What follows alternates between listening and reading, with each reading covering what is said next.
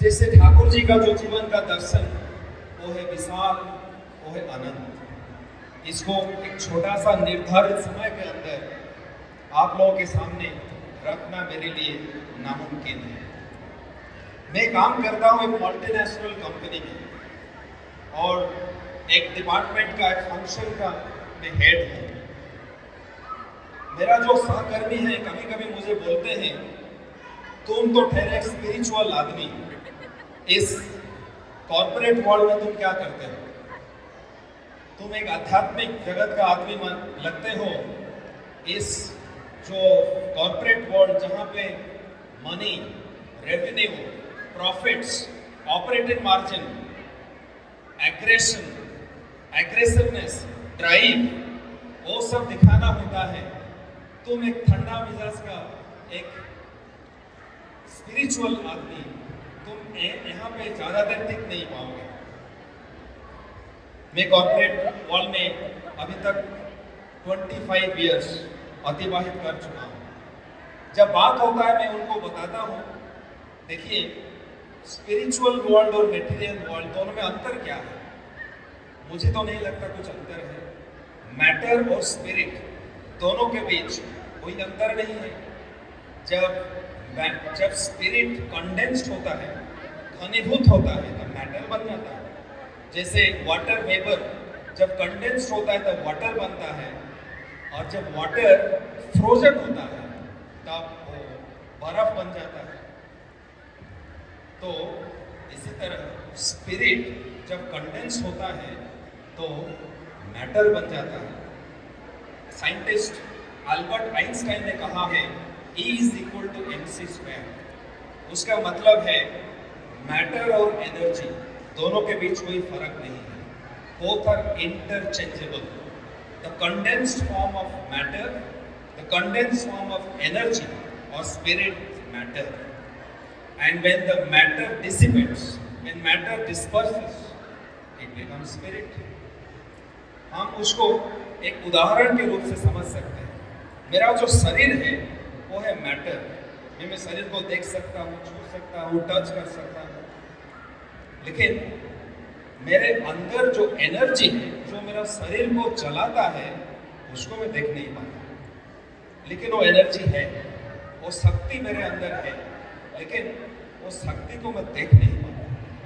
तो मैटर और एनर्जी के बीच में इतना ही फर्क है।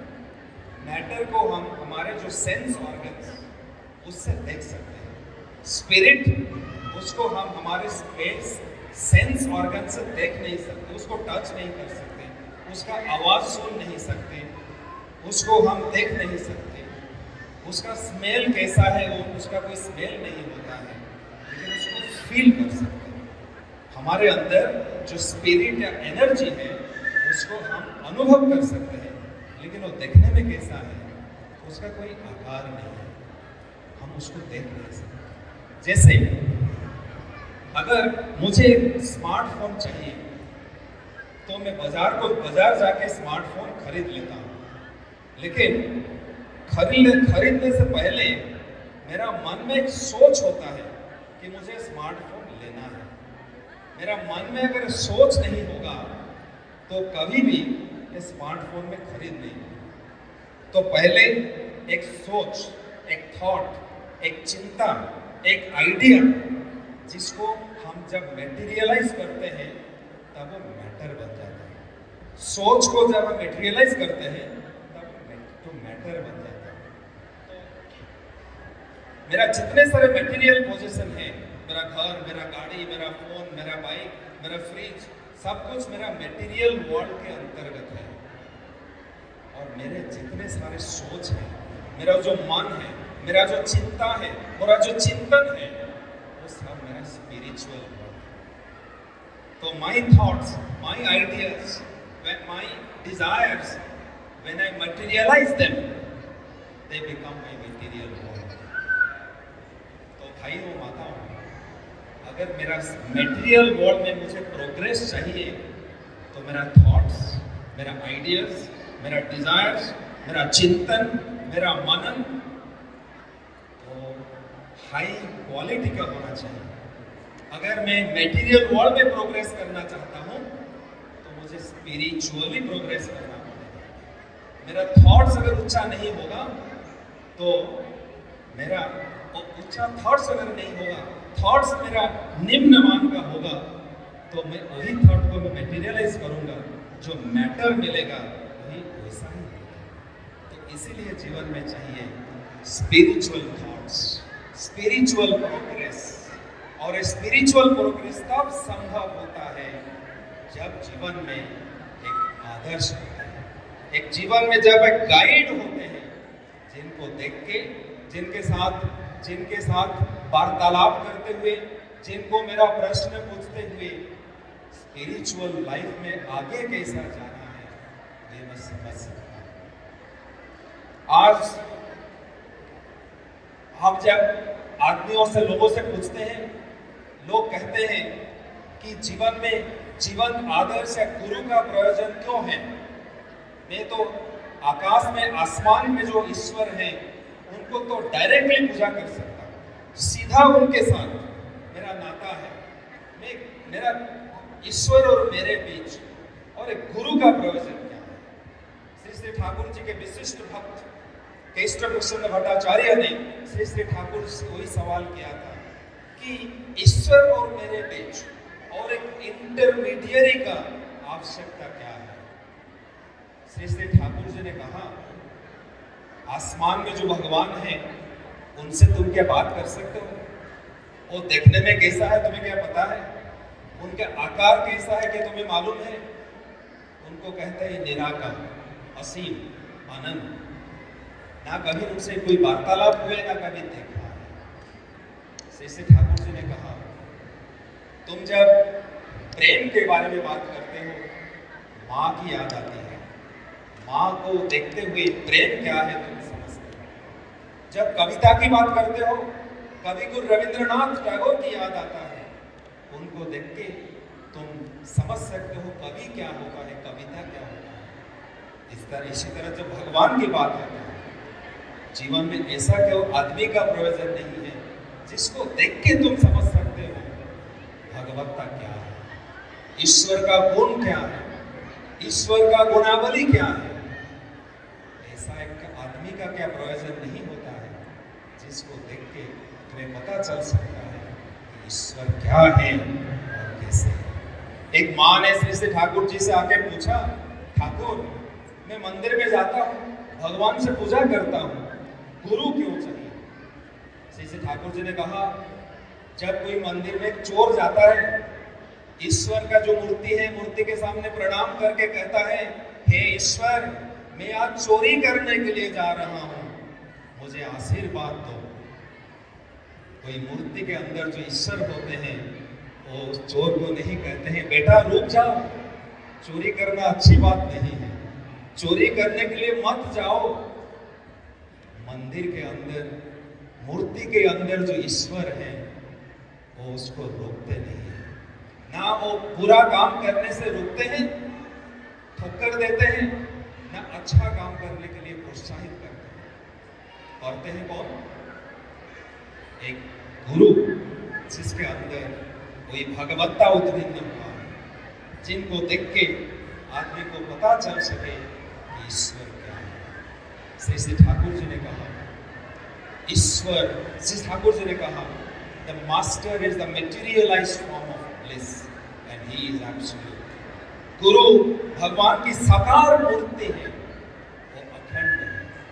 गुरु को देख के ही पता चलता है कि ईश्वर क्या है। ईश्वर को पाने के लिए चाहिए गुरु।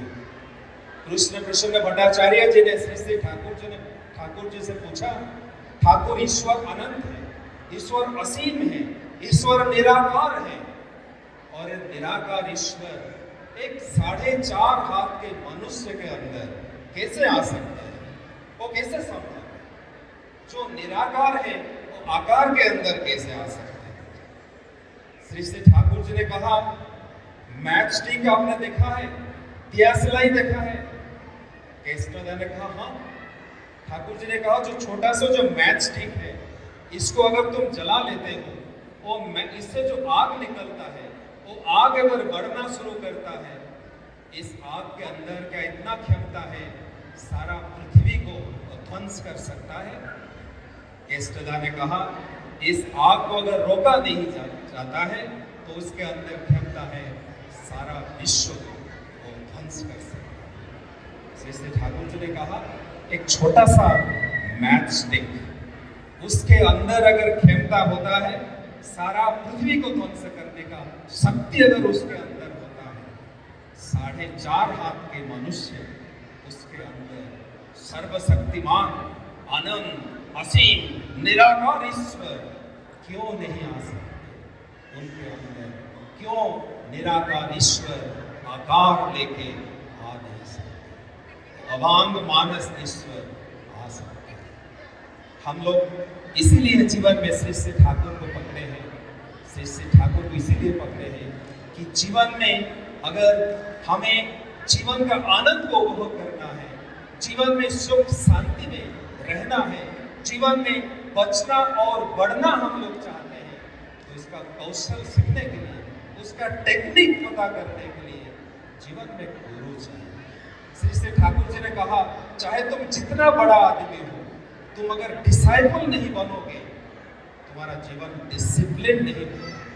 जीवन डिसिप्लिन नहीं होगा तो जीवन में जब तुम्हारा जीवन का उन्नति के पथ में जब तुम अग्रसर करोगे, तुम्हारे अंदर जो वृत्ति प्रवृत्तियां हैं, जो कॉम्प्लेक्सेस हैं, जो कीर्तन हो रहा था, मन हो रहा है बेहाल, मन नियंत्रण से बाहर जा रहा है, इस नियंत्रण से बाहर जो मन जा रहा है, उस मन को नियंत्रण में लाने के लिए, जिस मन को अगर एक उच्च स्तर पे हम लेके जाएं, जिस उच्च स्तर से उच्च चिंतन मंथन, उच्च higher levels of ideas and thoughts निकलेंगे और वही हायर थॉट्स को जब मटेरियलाइज करेंगे, तब हमारे जीवन में मटेरियल प्रोग्रेस भी होगा, स्पिरिचुअल प्रोग्रेस भी संभव होगा। आप लोग जो लोग पहले बार आ रहे हैं, आप लोग सोच रहे होंगे हम लोग इतने सारे लोग सफेद कपड़े में क्यों